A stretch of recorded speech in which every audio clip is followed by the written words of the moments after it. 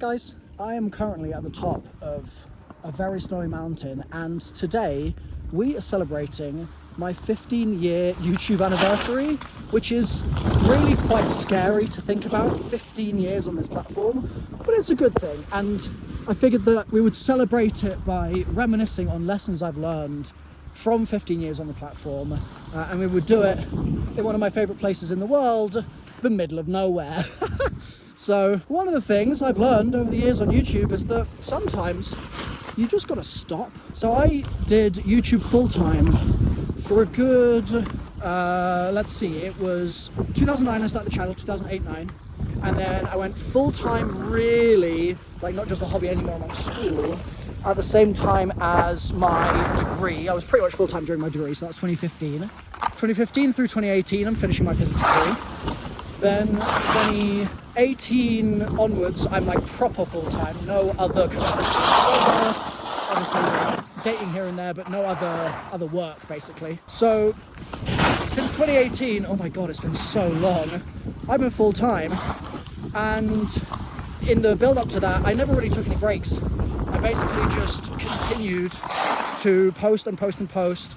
I had some breaks during exams, but there weren't really breaks, because during exam season I would cram like a nutter because I'd done no work during the year because I was making my YouTube videos. I'm very good at cramming. You guys are probably not so surprised to hear that I'm just the sort of person that can take in a lot of information very quickly.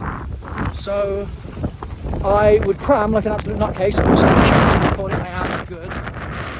And I mean, look at that view. There isn't one. I love it so much. So I would cram like crazy and then I'd go straight back to making YouTube videos. And it wasn't really an ideal way to work, to be honest. It just meant that I never had any weekends, I never had any free time, I never did anything other than create content or do the learning that I needed to do to finish off my studies. And it was cool, making sure I'm still recording, it was cool in the sense that partially it got me where I am today, right? And so you'll see people nowadays, the sort of hustle culture mentality, where they'll say, well, you need to work those weekends if you want realistically to be actually able to overcome competition and to stand out amongst the crowd and all those sorts of things, right? To some extent that is true. My grind and my hustle over the years have got me to the position I'm in today. Like, they have absolutely done that. But at the same time, my grind and my hustle led to me burning out really badly in 2019, as many of you will remember, but at this point, many of you won't because it's been so long. What essentially happened is I'd been dating someone, the relationship kind of fell apart, I had my granddad debilitatingly ill to the point of basically dying shortly afterwards, pretty much at that same time, and I also was super burned out on COD and zombies. And so we got into this position. Let me figure out where I'm going here real quick. Where is it? Where are we taking ourselves? Somewhere. Maybe we'll hold it this way around for a moment. That could be fun. That could be fun. Whoa! Whoa! Okay, I've got to be very careful not to accidentally end the recording here. Yeah, you can't see a thing, but neither can I, so welcome to my world. So I say we, like you guys were sort of there as well, I guess you were, but we got into this position where I just needed time off so desperately. I didn't know what that was going to do to my channel. I was terrified that I was going to lose so much of the progress that I had made over the years, because obviously as a YouTuber, you're constantly pushing this rock up a mountain, right? This boulder up a hill, trying to grow and to grow and to beat all the odds and to grow and to grow and to grow. And it's not healthy. I still do it to this day, it's not healthy. But I was terrified that I'd take some time off and immediately that boulder would roll down the mountain and I would be screwed essentially and have to pretty much start again from zero or something along those lines. Thankfully that's not what happened. And so one of the lessons I've learned, to have really beaten around the bush in order to get to the point, but to have got there nonetheless, one of the lessons is just by actually realizing you're a human being, and the more creative spend that you have, right? Like the more you have going out of you, the more that you need to charge back in and bring it back again. And for me, I had all this stuff going out every single day. I was aiming to, during my first year of my degree, I posted on average a video every single day during a physics degree. I mean, what was I thinking? Absolute nutcase, me. So that was a silly idea, perhaps, maybe. I mean, you could argue it, right? And so I realized very quickly that ultimately that's going to mean if there's no creative input, I'm screwed. Like, I'm just not going to be a well-rounded human being. I'm not going to be a happy human being. I'm going to be a human being that doesn't know where they're going right now. Red 10, that's what I want. Somewhere around here. Okay, yeah, cool. So stopping, weirdly, is sometimes more important than pushing out that next video. And that's another lesson I've learned over the years, and we're going to swap-a-rooney the Camerooni here again. Hello. We're still recording? Yes, we are. Lovely. Another thing I've learned over the years is just that one video that you think is so important might be important in the moment, but YouTube is like you're playing the long game all the time. And if you're going to tell yourself that one video is make or break for your career, what that means is that you are setting yourself up, you're putting yourself in a position of like potential bankruptcy, if you will. You're putting yourself in a position where if that one thing doesn't work out, you're screwed, you're toast, like it's over.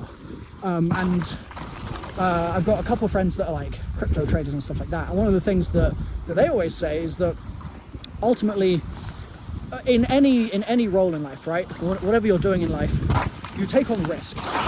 And that's fine. Risk is good, risk is healthy, and risk is how you get ahead. You have to balance that risk in a way to expose yourself to the potential for upside while trying to minimize that potential for downside, right? These are sort of basic tenets, nothing too crazy. But the interesting thing is that as soon as you add the potential for you to completely lose it all, right? You go all in and there's a 1% chance you lose it. You might think that all in, like 100x your money, right? Or like 10x your money by by going all in. You might think that that is a good risk-reward kind of ratio if the chances of risk are only like 1%, right? Like you're only going to lose everything in 1% of cases. And what I've learned from those friends, those trader friends, is that most of the time, those instances where you have those 1% potential losses of everything are actually, let's go through the trees here. Let's just do a little nibble, see what happens. Don't know what this is going to be like, but we're going to find out. I'm going to do a very careful exchange of hands. But those potential losses of everything are not worth it. Even in the scenarios where it seems like there's a massive amount to be made, if your survival is at stake, then ultimately what are you doing, mate? Like, your survival is the number one priority always, and all this greed that you might have and all of this sort of desire for more and this hunger and stuff, that's all well and good. Don't get me wrong. Oh, look, pretty over there. Don't get me wrong, that's all well and good, but ultimately, as I have to sort of side slip through this little bit, I think, because I don't think it comes out in a particularly nice way, you sometimes need to just say, okay, that one video that I thought was so important is not actually that important. Oh my God, that's deep. Oh, mind the tree there, I don't want to go in a tree well. It's actually not worth that risk, and instead I'm going to live to fight another day, and I'm going to do something which sets me up for success in a way that's more sustainable, more reliable, right? So, changing hands again here. For me, for example, I've always known that my Easter egg guides are very important for my channel. I've always known that they have been a big contributor to a lot of my success.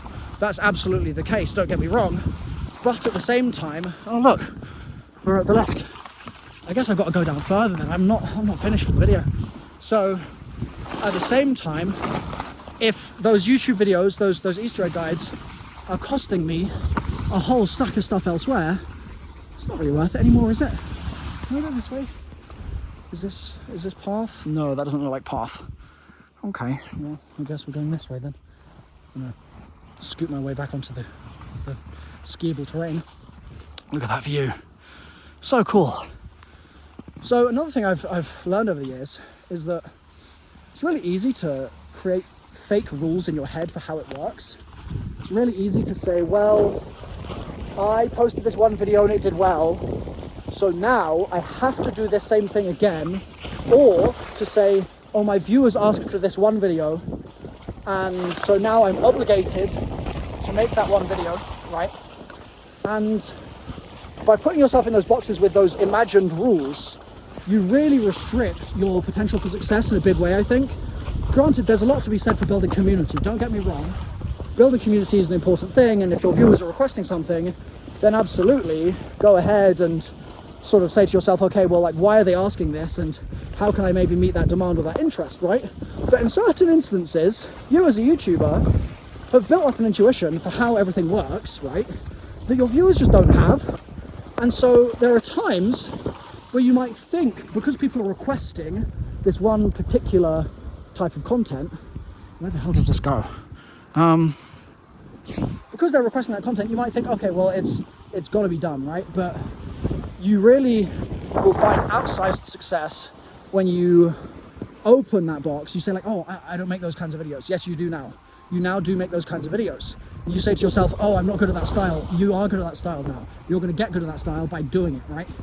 There's going to be copyright music here, so I might jump ahead, or I might just jet past it. Let's just try and jet past it, and I'm just going to hold the camera very close to me, and we're going to hope that the copyright music doesn't actually come up on the camera. I think we're probably okay. Sort of don't know where I'm going here. This might be the home run, actually. This might take, whoa, this might take me all the way back. There's people behind me now. Okay, interesting. Well, I didn't know this run existed. Whoa! That was fun. So, blue that way, red that way. Well, I'd rather take the red. Let's do that. But I'd also rather not be vlogging amongst people, if you can even hear me right now.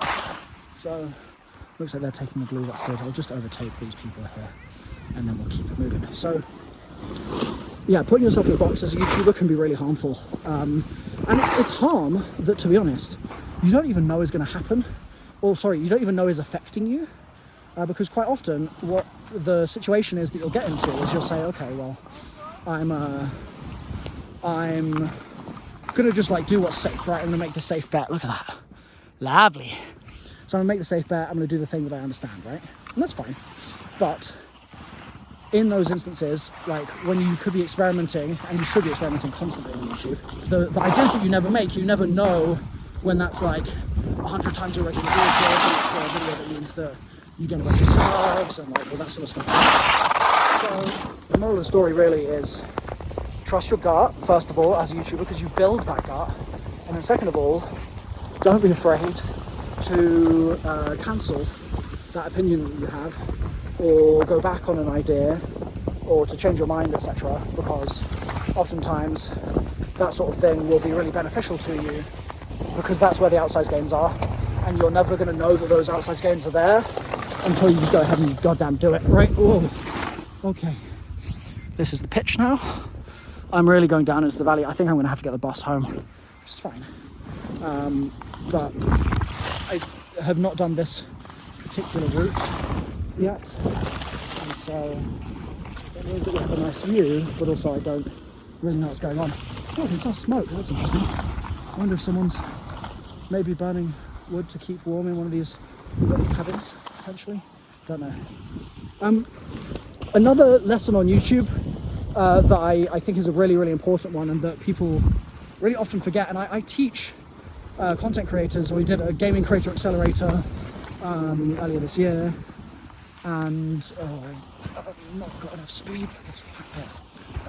One of the lessons that I've had to teach them in there, as I go down this nice little path, is sometimes just posting a worse video, like a bad video, is better than not posting. Like, we get in our heads as content creators that there's certain things that need to be perfect all the time, or certain levels of quality that people expect of us and things like that. And it's just rarely ever true. If you post one shoddy video, it's not going to mean that 1 million people unsubscribe. It's just not going to happen. And so sometimes, as much as it's counterintuitive, because you'd expect like big YouTuber to be preaching, oh yeah, like really make sure your quality is really good. Yeah, absolutely. But sometimes getting reps in is also really crazy important. Now where am I? Oh, I'm here. Oh, that's where this comes out. Oh, that's convenient. I'm actually basically at home base. So yeah, sometimes just stop being a perfectionist and just post the damn video. And it often means that you can get like 3 times as many videos out in the same amount of time, and that's always worth it. So yeah, those are some lessons and just some sort of bits and pieces. If you'd like a part 2 to this, let me know, we'll see. But I'm at base level now, so I've got to get up to home base. There we go. Yeah, that was fun. I'll talk to you guys soon.